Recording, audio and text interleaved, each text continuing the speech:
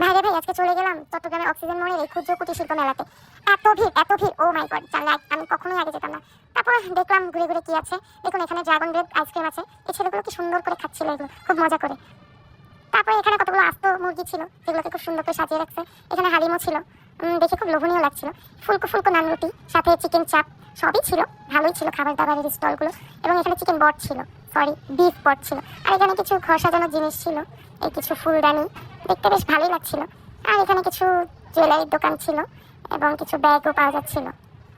এরপরে এখানে দেখুন বাচ্চাদের জন্য একটি রাইড ছিল, কিন্তু সেখানে বড়রাই বেশি ছিল বাচ্চাদের চাইতে। তারা খুব এনজয় করছিল। আর ভাই এটা কি একটা রাইড, এটা ঘুরেই না, এটা শুধু থেমেই থাকে। এখানে নৌকাটা খুব ভালো লাগছিল, দেখে খুব ভালোই লাগছিল, খুব লাইটিং করা ছিল।